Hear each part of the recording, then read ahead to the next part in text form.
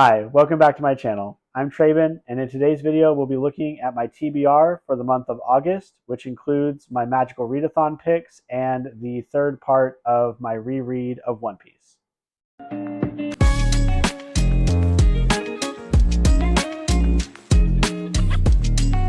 Before we get started today, I want to do just a little bit of a recap of my TBR from last month and see how I did, what my goals were, and what I was able to accomplish. So last month's TBR had 9 titles on it. I was able to get through all but 3 of those titles. So I did not get to Conceal Don't Feel, Jonathan Strange and Mr. Norrell, or to Silas Marner. However, I was able to read 3 additional books that weren't on my TBR, plus I read 3 audiobooks in that month. So my total number for the month of July was 12 books, which is pretty good. That's about 3 a week. And I think that's a pretty good pace to stay on. As of July 31st, I was also 3 books behind schedule for reading a book every day, but that should be rectified in this next month, and you'll see why in just a minute. Overall, I feel like I did pretty well. The books that I did not get to from last month's TBR, I would normally roll over into this month, but because there is the Magical Readathon going on, and because this is the month that I decided I would do my third part of the One Piece reread, those are going to have to be put to the side, and I'll pick them up maybe in September. We'll see how things are going. I'm going to break this video down into 3 different parts. Part 1 is going to be the Magical Readathon selections that I've made for the month, and those are going to be my priority TBR. I need to get through those 7 books before the end of the month to maintain pace with the Magical Readathon. The second part is going to be what part of One Piece I am reading through at the moment. I'm going to be reading a volume of One Piece every day for the month of August, and so I'll let you know where I'm starting and where I plan on winding up. And then finally, the third part is going to be the hopefuls, the things that I've collected recently or received recently that I'd really love to get to this month. Time permitting, I will, but are things that are not likely to hit the table this month because of other obligations. I'm a teacher.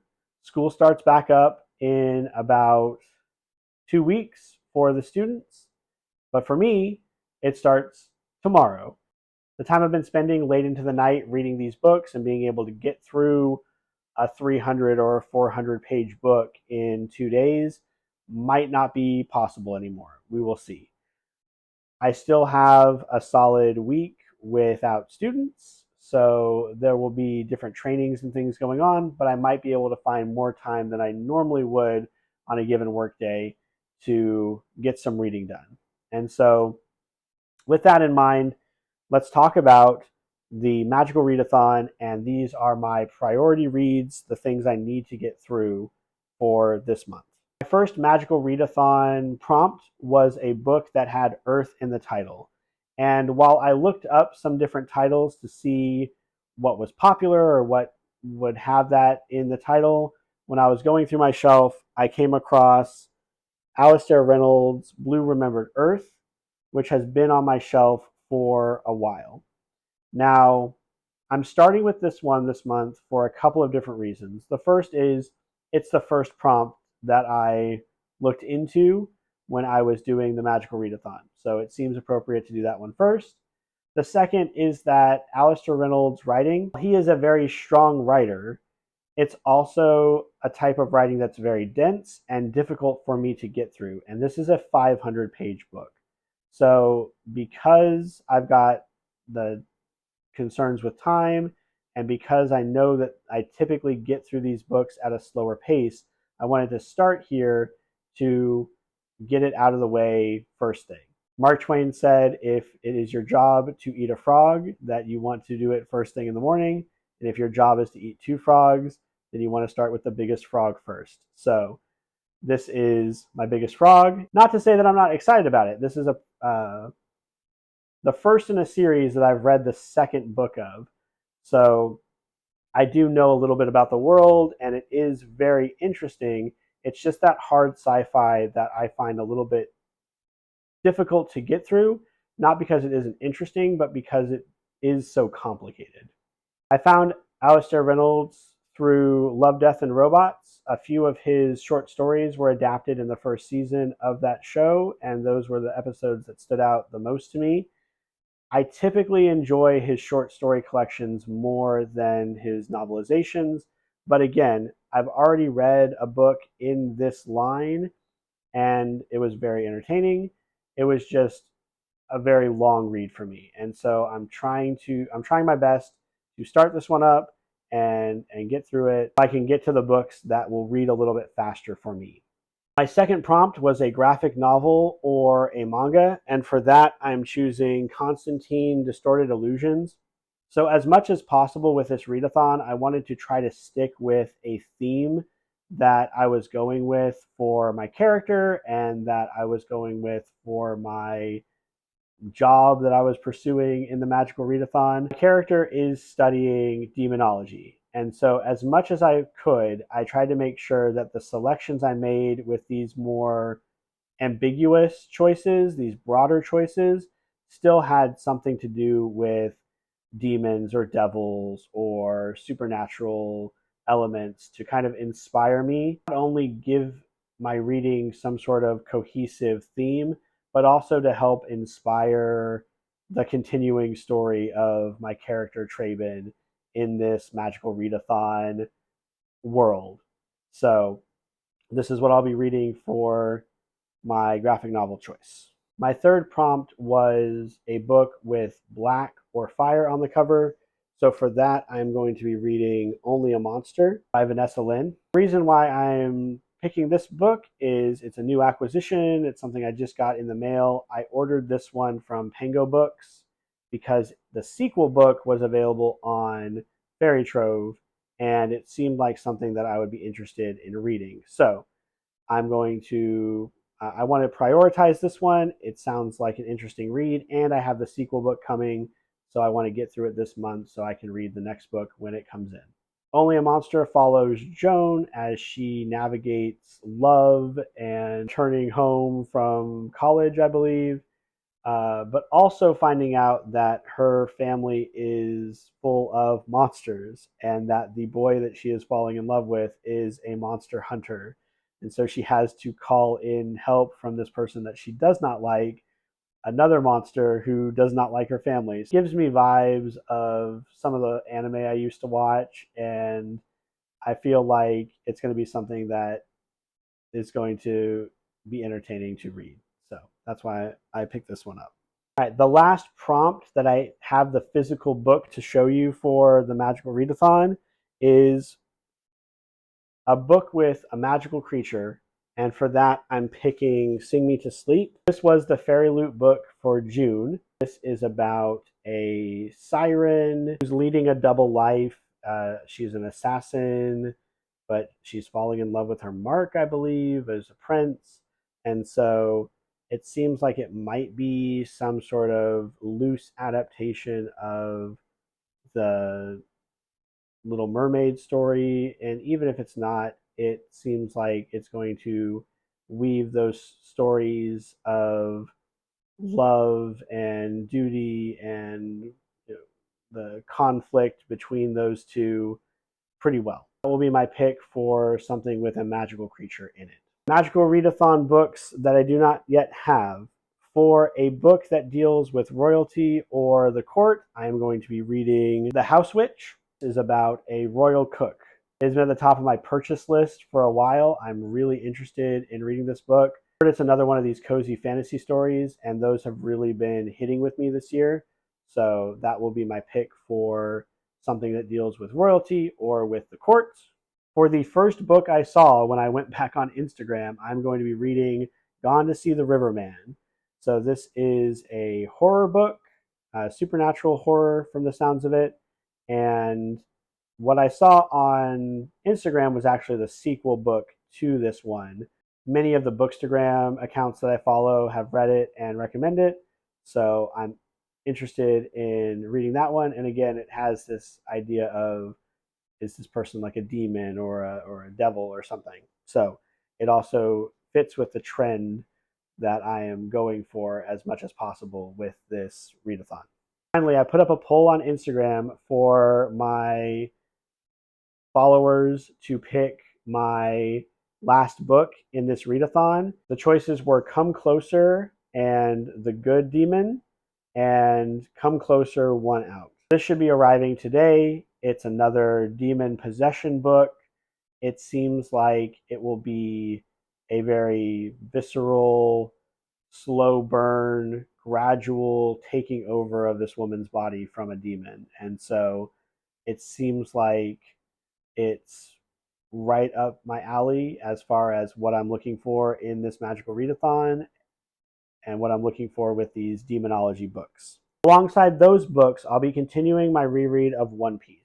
Now, when I left off in March, I believe, or April, I had gotten up to volume 61 of the manga, which is the time skip. There's a jump 2 years into the future in the book, about halfway through this volume. So as soon as that time skip chapter was about to happen, I stopped reading. I did not mark this as finished, and I decided I was going to pick up here in August to continue my reread of this series.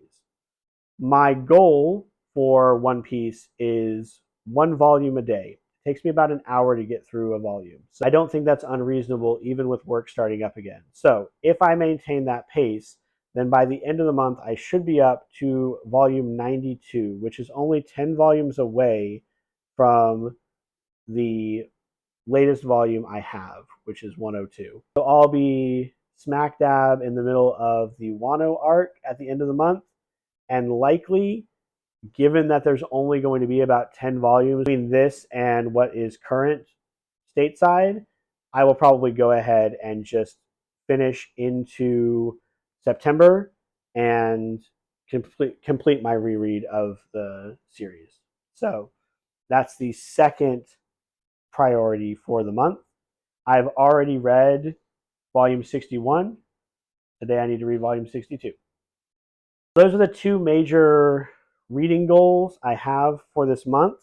So now let's turn to my stack of maybes. These are the things, these are the hopefuls, the potentials. And while I would certainly love to get to several of these, it might have to get pushed back into next month. So we're going to start with Zara, which just released yesterday, August 1st. Advertising for this book is saying that it is Sailor Moon meets the Lunar Chronicles. And you have a quote from Marissa Meyer on the back cover here. She says, "A treasure of a book that combines spellbinding fantasy with wit, charm, and heartwarming romance." That endorsement alone would be enough for me to want to pick up this book, but it's also part of the Barnes & Noble YA collection, which is something I am starting to collect and get into and try to get reviews done for, since I looked at Threads That Bind last month. So this is their newest YA book recommendation. This is top of my priority list because it is so recent. I would really like to get through it before any kind of hype builds for it, get a review out for it, and be able to talk about it with you all and hopefully recommend it. Everything that I've heard about this book sounds like it should be a winner along the lines of Six Crimson Cranes, or again, the Lunar Chronicles, which is what it's being most often compared to. Next up in the list of hopefuls is Yumi and the Nightmare Painter by Brandon Sanderson. This is the third secret project book. It just arrived a few days ago. And again, before too much hype is built for this, before there are too many spoilers out there about what happens in the book, I want to get this read. I was a little disappointed with the Frugal Wizard's Handbook from last month, but even Sanderson has said that that is an outlier in the Secret Project books because it's not part of the Cosmere and it's not really a fantasy book. It's more of a sci-fi book. This one is squarely within the fantasy genre. It takes place in part of the Cosmere that I don't believe we've explored before. And the art in this one, I know I gush about the art in all these secret project books, but in this one in particular, it is gorgeous. And they've made most of the art in here these double page spreads. Really looking forward to reading that. It would be the second thing I would get to if I was able to get through everything with a magical readathon. Next up in the August hopefuls is The 22 Murders of Madison May by Max Berry. This is a book my partner read last month and seemed to really enjoy. She was reading it while I was reading through Dark Matter, and we were discussing the similarities between the dimension hopping ideas that each of these books presents. So I would really like to read through this because it would be something that both she and I will have read and we can discuss it in more detail. Also, I'm thinking about doing a themed video of these books that have multiple murders or multiple deaths. You have the 7.5 Deaths of Evelyn Hardcastle, or you have the death of Jane Lawrence, and just the trend in these like fantasy or speculative fiction multiple death time loop stories, I think would be interesting to take a look at and rank the books. That's another one that I'm really interested in. This is not very likely to be read in August, but it is on my list. It is a consideration. Wrap up the month, I have a few more graphic novels that I'd like to get through, and I don't think that either is really going to take me a lot of time. So it's possible that these get done. It's really going to depend on how much time is taken away by work and if I can find the time to get a decent pace in reading. So The Many Deaths of Layla Starr is one that I would like to get through. Again, it would go into that themed idea of multiple deaths. But this one is a graphic novel. It won an Eisner Award, I believe, last year is when this came out, or possibly the year before. And it's been on my radar for a while. I finally found it in store and picked it up. And so I'm excited to read through this one. And then finally, I did pick up Supermassive 2023. I read through Supermassive 2022. This is another one that's almost certainly going to get read this month because it's basically a single issue of a comic. It's not lengthy or anything overly difficult to get through, so it will almost certainly get read. That is my TBR list for August. Please comment down below. Have you read any of these books? Is there anything that I mentioned that you think I should maybe give a little bit more priority to? Assuming I read everything that I showed you today, I would read 43 books for the month of August, which I think is a little ambitious, but we will see what I'm able to accomplish. We'll also have to see how work affects my progress in reading. I know abstractly how much time work is going to take away from my day, but I don't know how much it's going to affect my drive to get these books read when I get home, or how much behind I'm going to slip, given that I really started up reading and keeping track of my TBR when the summer began. Let me know if you're participating in the Magical Readathon. What are you looking forward to in this next month? Have you read One Piece before? I know a bit about what's coming up. I've read up to right before the Wano arc. As always, I hope your reading journey is going well. Don't forget to like, comment, and subscribe to help us build this small corner of our BookTube community. And I'll see you guys on the next one.